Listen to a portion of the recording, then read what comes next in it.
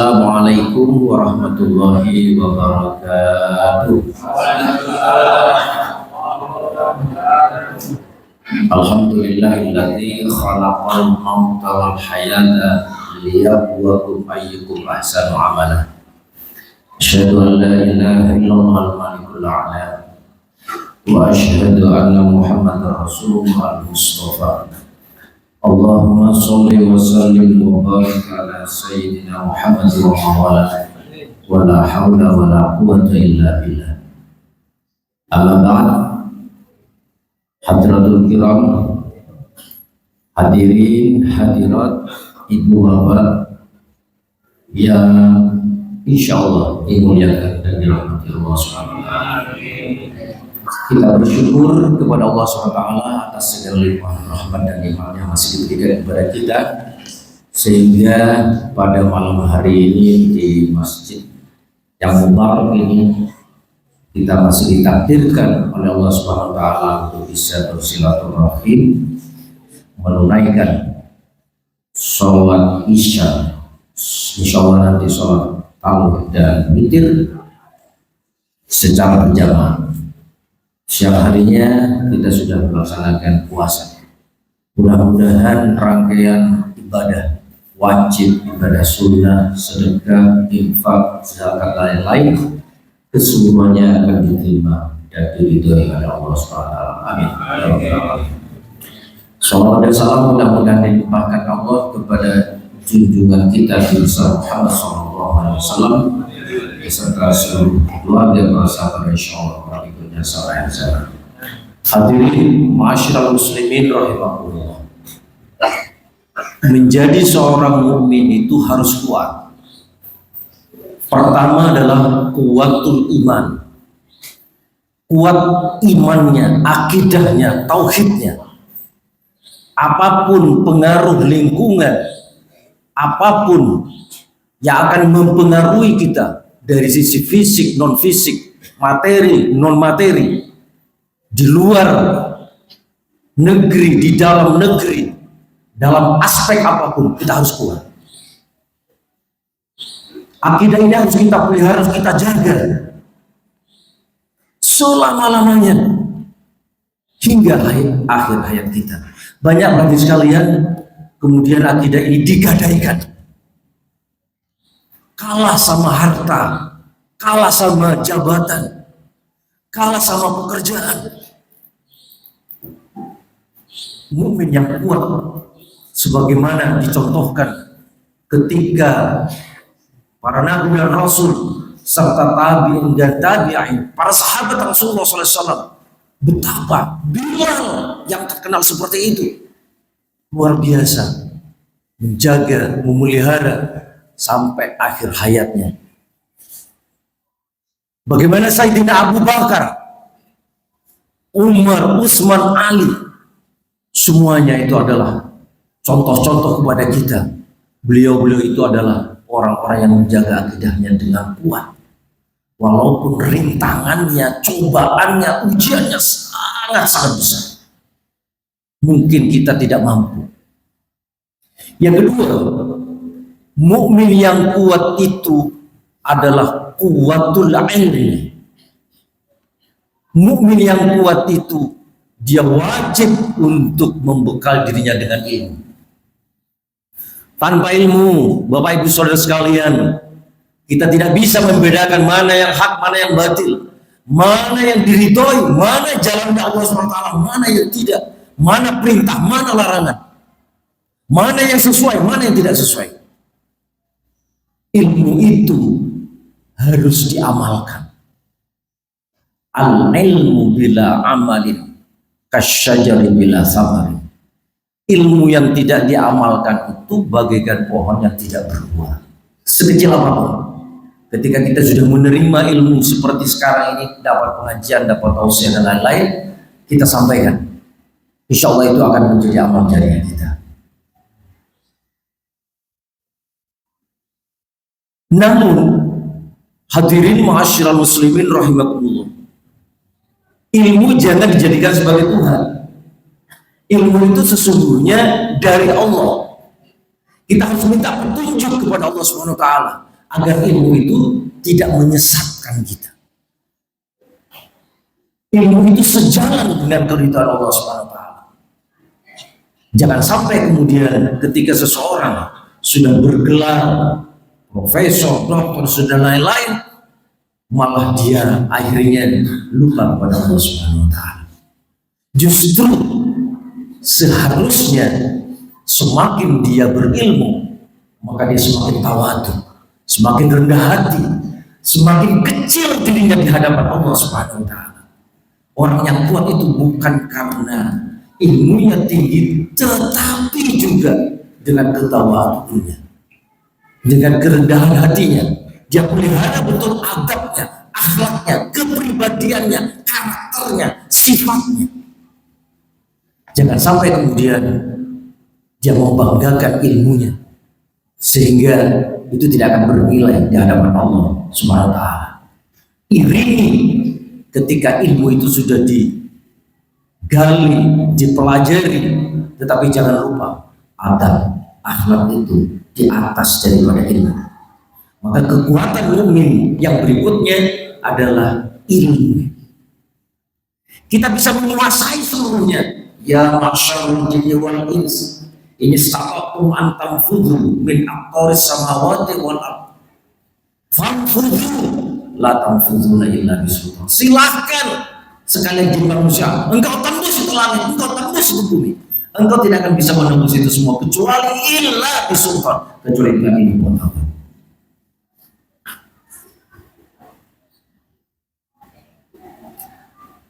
Mukmin muslim akan menjadi kuat kalau kita pintar, kalau kita cerdas, kalau kita mau menuntut ilmu dunia, ilmu akhirat. Betapa sesungguhnya orang-orang Islam terdahulu ini sudah memimpin, sudah menjadi leading, tidak menjadi leader. Ibnu Sina di kedokteran dan seterusnya. Islam ini sesungguhnya sudah memimpin dulu, kemudian sekarang ini rupa-rupanya ada pada titik di mana kita belum bangkit. Saatnya kita harus memikirkan generasi ini, generasi Z. Kalau saya perhatikan Bapak Ibu sekalian, tampaknya anak-anak generasi Z yang umur 20 tahunan ini semangatnya, tekadnya tidak seperti kita dulu. Mungkin karena zamannya dia sudah lahir, lihat teknologi informasi, nggak mau solo. Ada ujian coba sedikit saja, dia sudah lemah. Rasanya dia tidak bisa lagi mencari alternatif solusinya seperti apa. Mudah menyerah. Ada yang mengibaratkan generasi stroberi. Ada ujian cobaan sedikit saja, dia sudah tidak bisa bersemangat lagi. Ini menjadi tantangan bagi kita orang tua pada generasi Z semacam ini.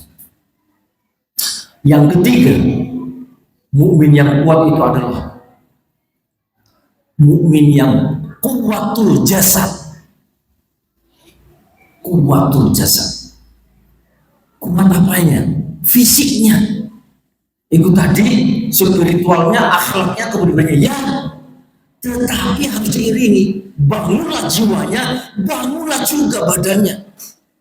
Jangan sampai sakit-sakitan. Ada fenomena sekarang ini mager, malas gerak, bahaya itu. Kelihatan aja dia gemuk, sampai berpenyakit. Betapa banyak sekarang penyakit sudah melanda anak-anak ini yang masih muda. Diabetes, stroke, banyak ini. Karena juga pola makannya, yang dimakan juga nggak sehat, keamanannya tidak terjaga, ditambah lagi malas gerak, olahraganya juga malas. Dia lebih senang tidur, lebih senang pada HP-nya, di kamar lagi. Coba bayangkan sekarang dengan teknologi itu, dia bisa beli apapun dengan secara online, nggak mau bergerak, paket datang lagi dan seterusnya. dimanjakan oleh teknologi.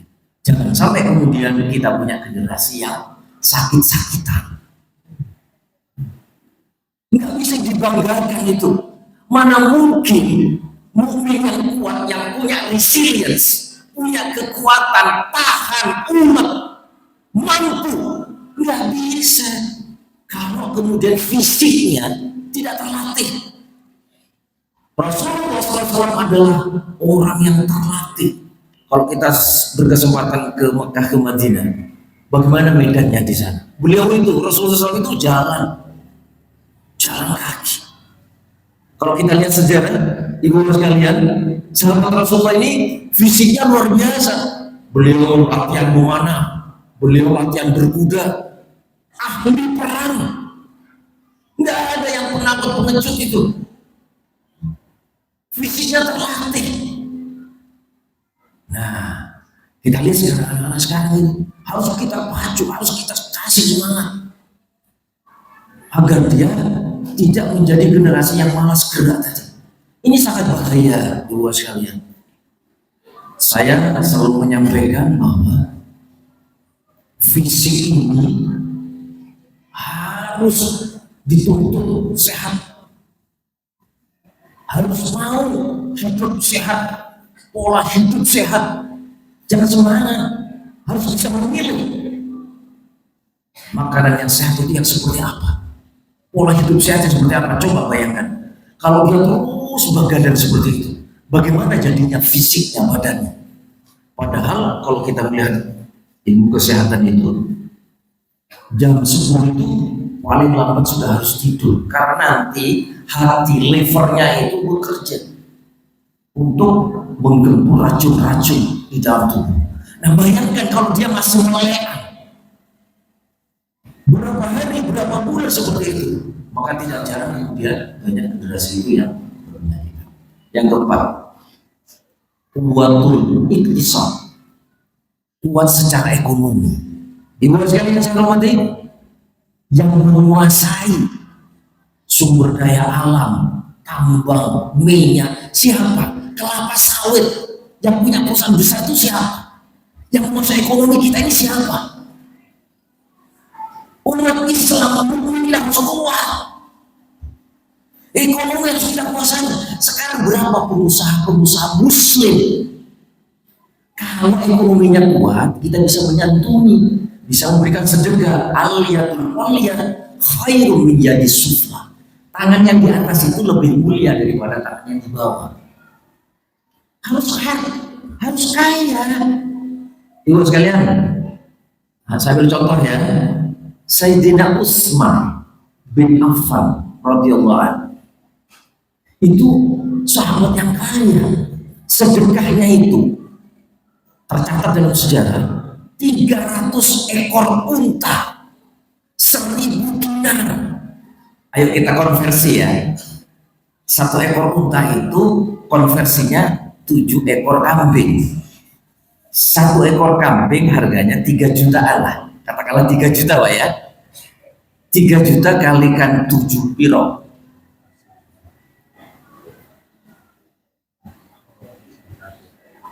Ini 300 Pak, kalikan 300 berapa?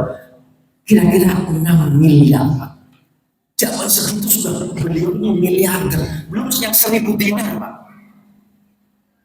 Sayyidina Abu Bakar, beliau ini juga kuatul iman, kuatul juga iktisadnya. Nggak ada yang bisa menandingi, mengalahkan Sayyidina Abu Bakar ini. Keimanannya ini terbukti ketika di Gua Hira. Pada saat itu, wah, musuh itu sudah kelihatan itu di sana, cuma ada laba-laba. Pada saat itu ada binatang, kalajengking kalau nggak salah, ditutupi oleh beliau, ditutuplah tangannya itu, karena jangan sampai itu menimpa Rasulullah SAW. Luar biasa akidahnya Pak. Sehingga kesimpulannya adalah mukmin ini harus kuat, harus bisa menguasai dunia, harus punya perusahaan, harus bisa industri yang mesti dikuasai oleh orang mukmin. Berapa persen coba? Setelah itu diinventarisir kemarin yang banjir bandang di Aceh, Sumatera Utara, yang punya perkebunan kelapa sawit itu siapa? Ownernya siapa? Sedikit Bapak Ibu sekalian yang Muslim, barangkali juga nggak ada, termasuk yang minyak, tambang.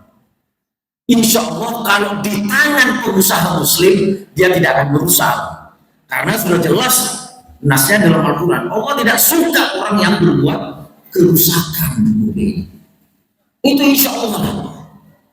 Nah, kita menunggu kebangkitan umat Islam ketika kuatul iman,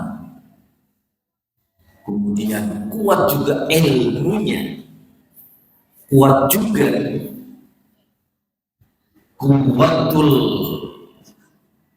apa tadi ya, jasa fisiknya, kemudian kuatul iktisad ekonominya.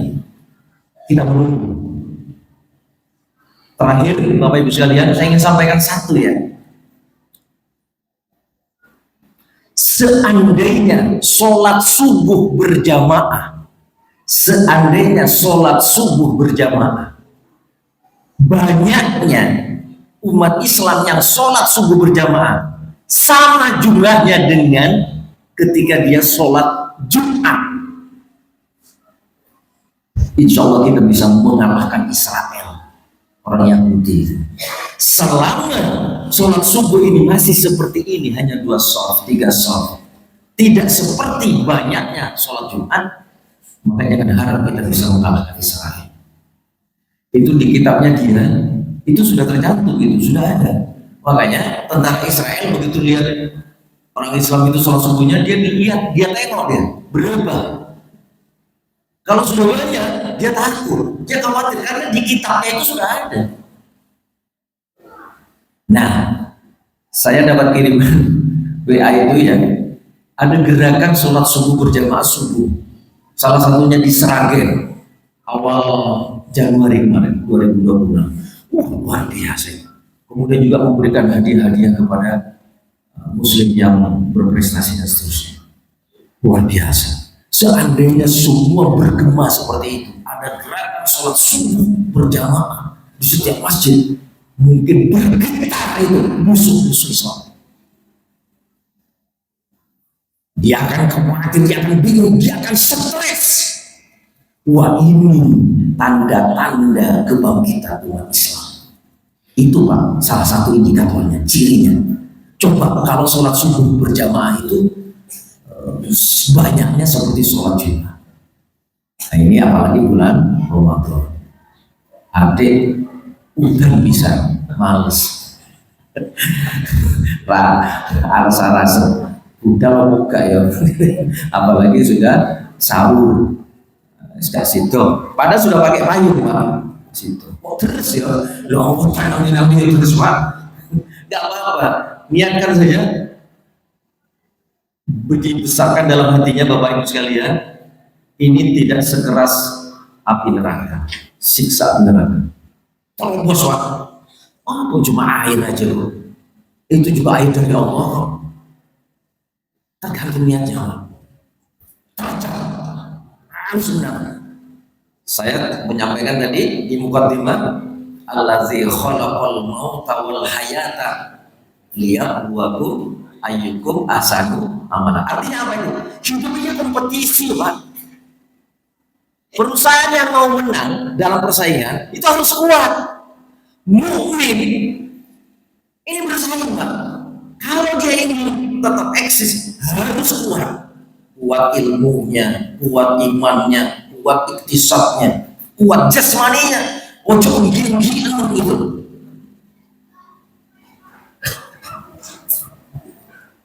Pinternya pinter, tapi sakit-sakitan Pak, nggak iso.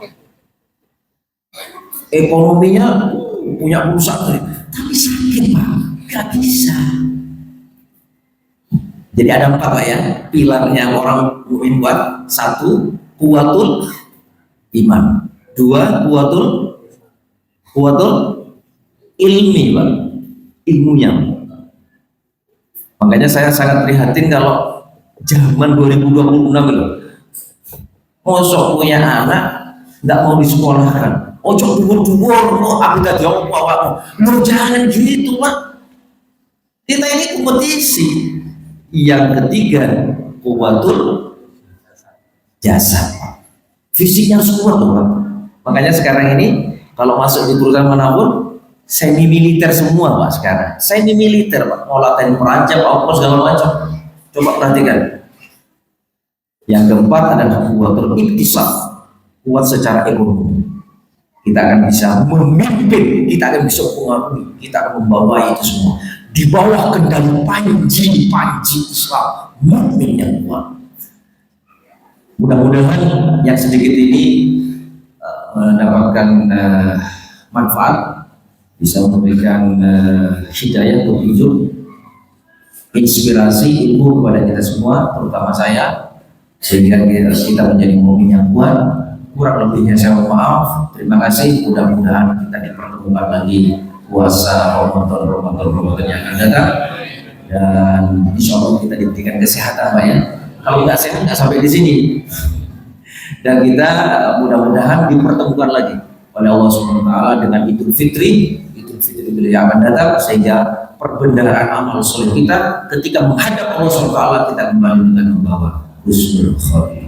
Rabbana zalamna anfusana wa illam taghfir lana wa tarhamna minal khasirin. Rabbana taqabbal minna salatana wa siyamana wa qiyamana wa ruku'ana wa sujudana wa ta'budana wa takhshirana wa taqsirana ya Allah ya arhamar rahimin.